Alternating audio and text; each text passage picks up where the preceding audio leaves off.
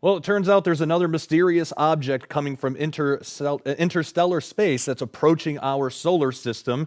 Also, brain hack devices must be scrutinized, some top scientists are saying. Some very interesting stuff with that. Also, Facebook is now working on a secret code-named Orion project that seems really similar to that movie They Live, if you remember that. We are talking about how our times today, things in our times today, current events, are leading to the end times that we read about in the book of Revelation, Daniel, and several other places. Today we are focusing on the technology aspect of it. Last week we focused more on the geopolitical. Next week we're going to focus more on the religious aspect of it. So all that and more on today's Into the Multiverse. This is Into the Multiverse with Josh Peck.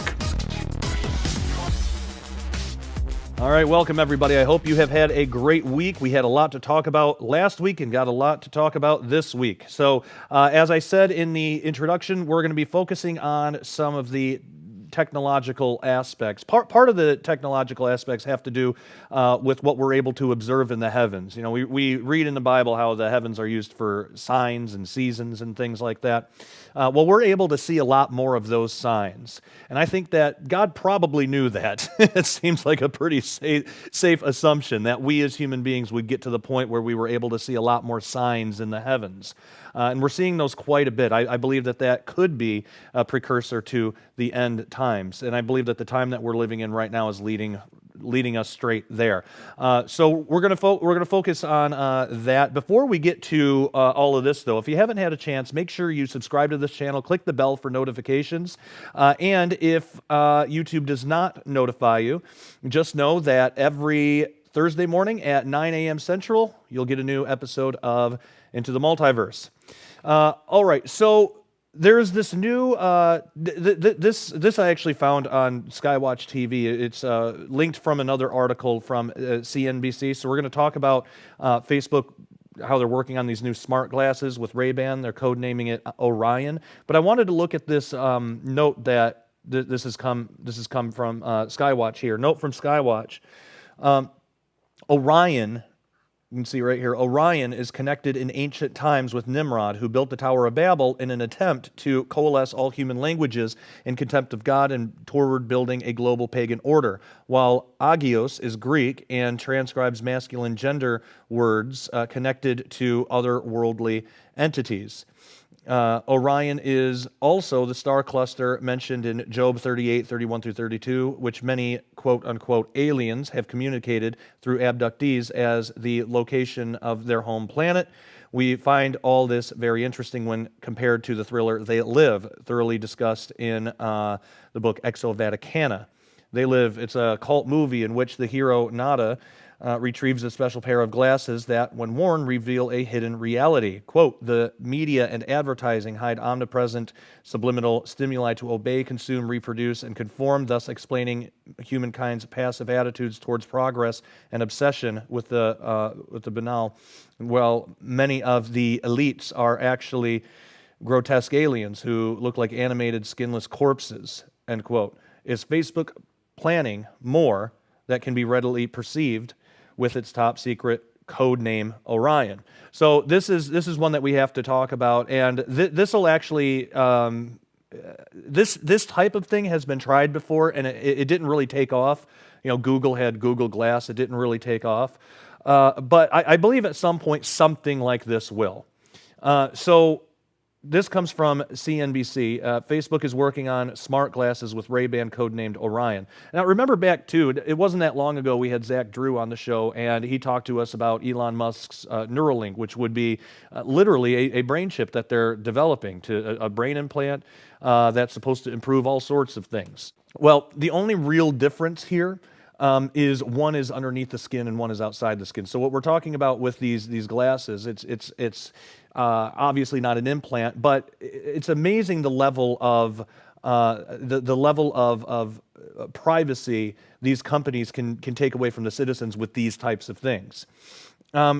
I mean, we already see that a lot just with our cell phones. But so it says Facebook has been working to develop augmented reality glasses out of its Facebook Reality Labs in Redmond, Washington for the past couple of years, but struggles with the development of the project have led the company to seek help. So now Facebook is hoping to partnership with Ray-Ban parent company Luxottica, which will get them completed and ready for consumers between 2023 and 2025, according to people familiar. The glasses are intentionally code-named Orion, and they are designed to replace smartphones, the people said. The glasses would allow users to take calls, show information to users on a small display, and live stream their vantage point to their social media friends and followers. Already the whole world is connected through cell phones, but this would be something that's right on your face with you all times, and it's pretty creepy. But this thing, these corporations could use this to track everywhere you go, to literally see through your own eyes, everywhere you go, everybody you talk to, all of your habits, and they would have the ability to track that. So Facebook is also developing an artificial intelligence voice assistant. So yes, this thing will be equipped with an AI, with an artificial intelligence voice assistant that would serve as a user input for the glasses, CNBC previously reported. In addition, the company has experimented with a Ring device that would allow users to input information via motion sensor, and that device is codenamed Agios. Now, this might be a stretch, but we know the mark of the beast is something that's a mark on the right hand or on the forehead. Could that possibly be a pair of glasses and a ring? That might be a stretch, but at the very least, this might be something that will lead to something else, that could lead to some type of, implant or some type of genetic marker that literally changes the genetics of human beings. It could be. This could be the first step towards that. But isn't that interesting that it's something that's on the forehead and something on the hand? So, and the code names too, as on the Skywatch TV website that it pointed out, Agios and Orion. So interesting code names for these two things. Now, the company has hundreds of employees at its Redmond offices working on technology for the AR glasses, but thus far, Facebook has struggled to reduce the size of the device into a form factor that consumers will find appealing, a person who worked on the device told CNBC. Given the long lead time, there's no guarantee that the glasses will be completed on time or ever ship. But one person familiar with the project said that CEO Mark Zuckerberg has a strong interest in the glasses and asked hardware chief Andrew Bosworth to prioritize them. Facebook declined to comment. Luxottica did not immediately return request for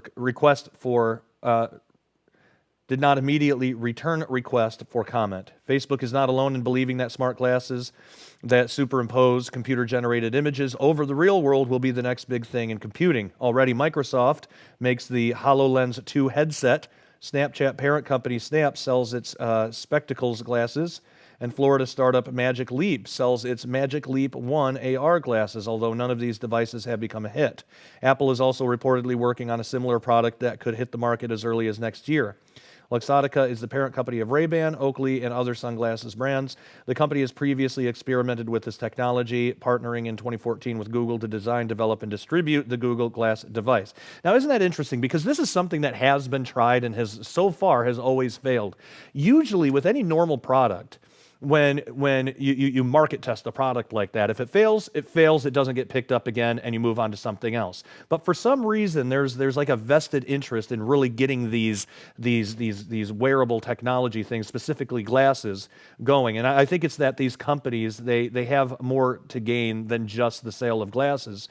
I think that they will really learn everything that they want to know about us, even more than they already can, especially when artificial intelligence is integrated with this. Like we said before, they'll be able to track everywhere you go. They'll be able to literally see everything you're seeing. They're basically with you at all times. How could this not be Antichrist in spirit? I mean, that's the role of the Holy Spirit. That's the role of Jesus, to be with you at all times, to live life with you, to always have that relationship.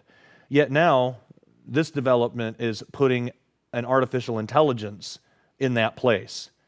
So I believe that very well could lead to what we read about with the Mark of the Beast system. Now, does that mean that these wearables are necessarily evil in and of themselves today? No, it's just technology. But again, it's something that we should be very careful about because technology can be abused, and if it's one thing these major corporations have showed us time and time again, they don't care about our privacy. They have no respect of our privacy whatsoever. For them, it's all about acquiring information so they can better target you. Today, for advertisements, tomorrow, who knows? Brain hack devices have been something we've talked about many times on Into the Multiverse. Now top scientists are saying that they need to be scrutinized because of privacy efforts or privacy concerns, just like privacy concerns with the technological glasses that follow you around everywhere. This is actual brain hack stuff. So this is a step beyond the glasses. This is when it's a brain implant. Devices, so this comes from BBC, but it says devices that merge machines with human brains need to be investigated, a study has said.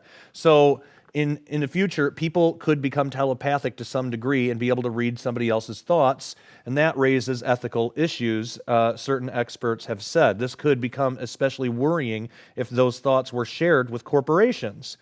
Now again, going back to the glasses, the wearable technology, even your cell phones today, those can already track a lot of your behaviors, a lot of your movements, and they can target you based on those, specifically with advertising. But again, later on, who knows? Who knows what they're going to target us with?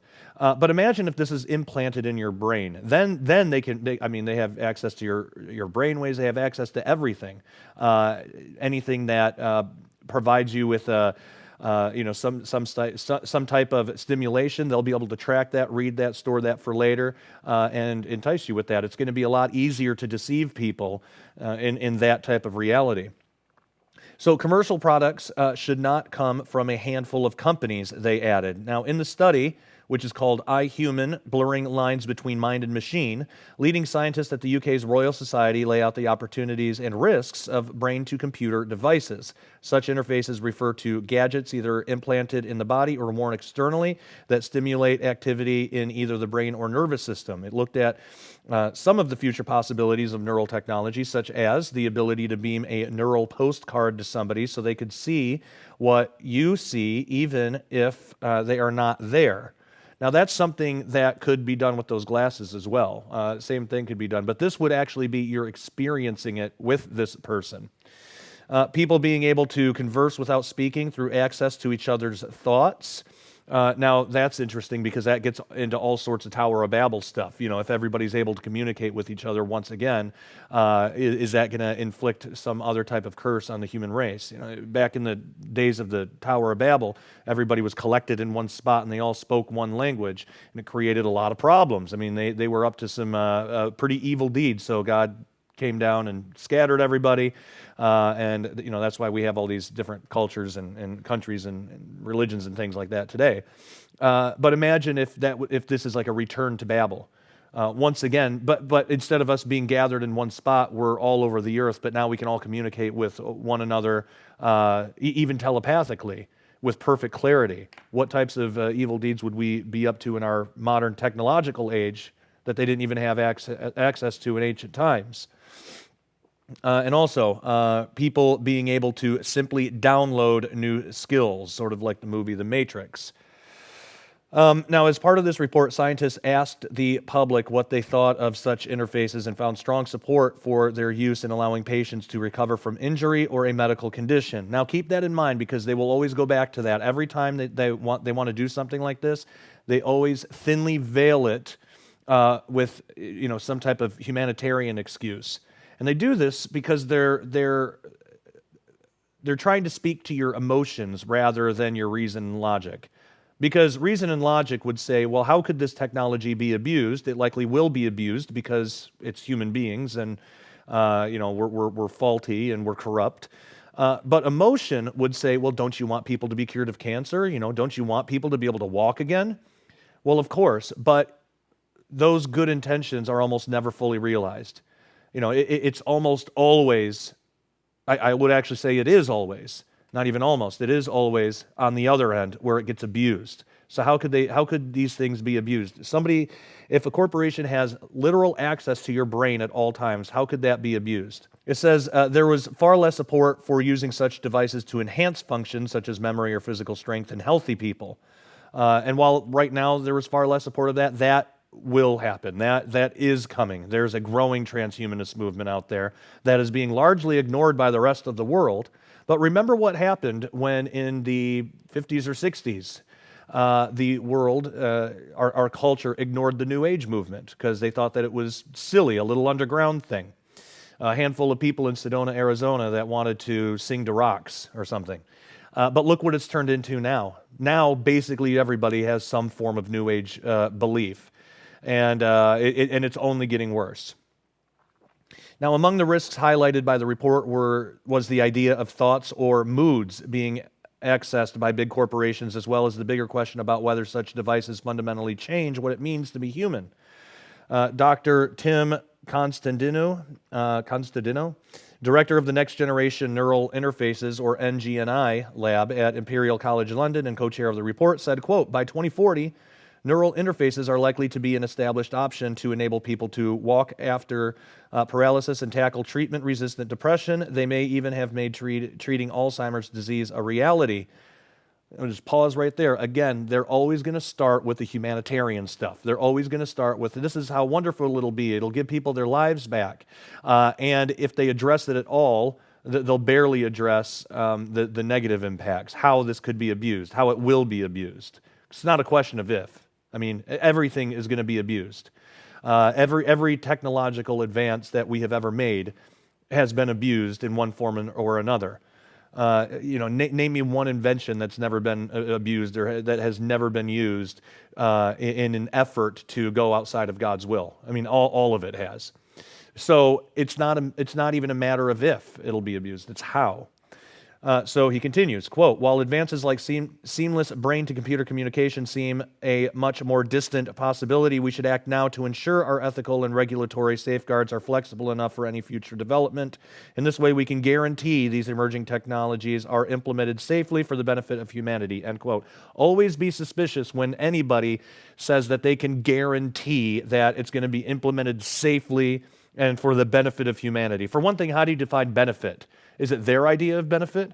My idea for how to benefit humanity is to go out and make disciples of all nations. I would suspect they would probably disagree with that. So what is their definition of benefit of humanity? What's their definition of safely? Maybe their version of what's safe isn't the same as my version or your version of what's safe. It's impossible for them to guarantee that. So if they're going out on a limb and saying that, be extremely suspicious. The report recommends, 1, a national investigation of the ethical issues presented by neural interfaces to address what data should be collected, how it's kept safe, and the acceptability of merging machines and humans.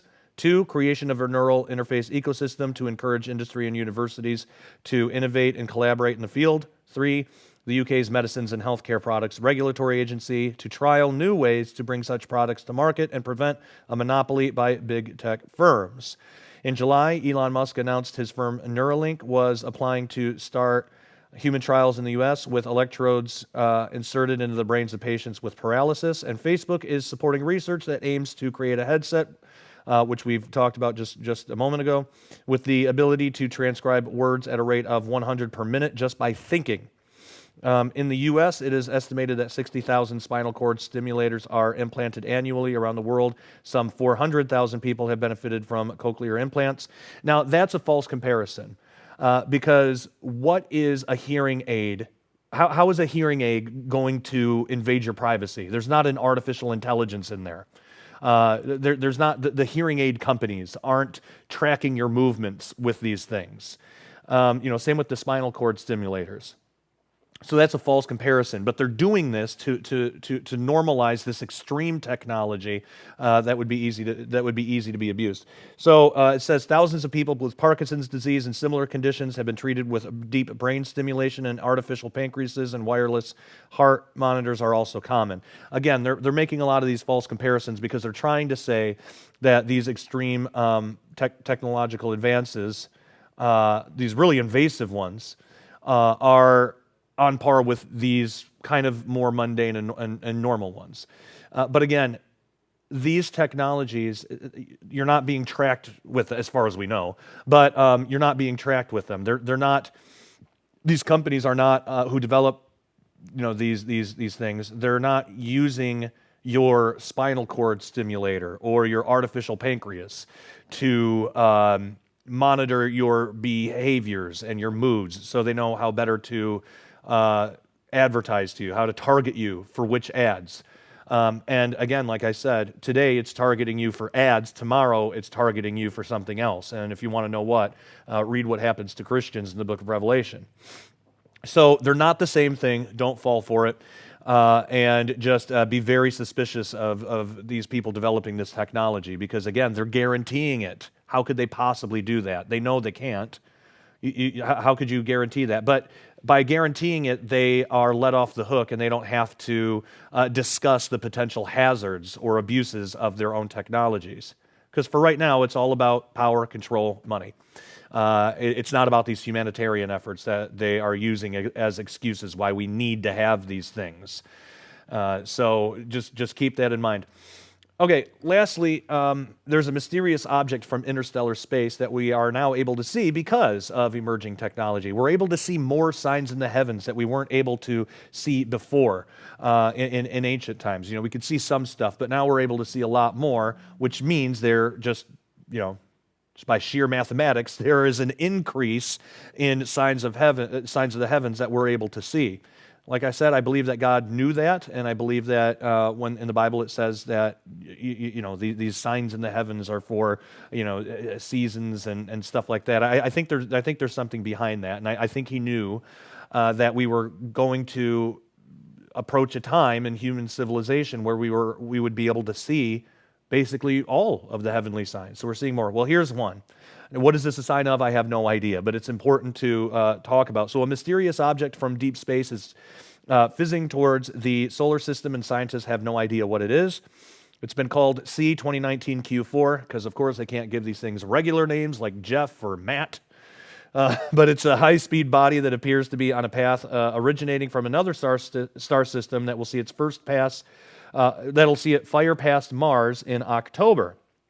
Now, that would make it only the second interstellar visitor ever known to have reached the solar system. The first, which was the cigar-shaped object called Oumuamua, which we've talked about on Into the Multiverse here before. We've done an entire episode on it that you can go back and find if you want to see that. But it took the world by storm when it careened past Earth in 2017.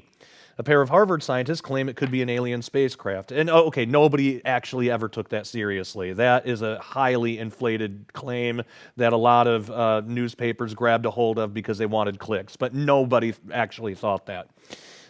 Sparking a frantic flurry of scans as the object closed in on the solar system. Experts found no signs of alien signals, and Oumuamua whizzed past Earth before its true origin could have been determined. But now researchers at the ESO, or European Southern Observatory in Germany, say an object once thought to be from the solar system may actually be an interstellar traveler. C 2019 Q4 was spotted on August 30th by amateur Ukrainian astronomer Gennady Borisov, and scientists have studied it ever since. It's so exciting.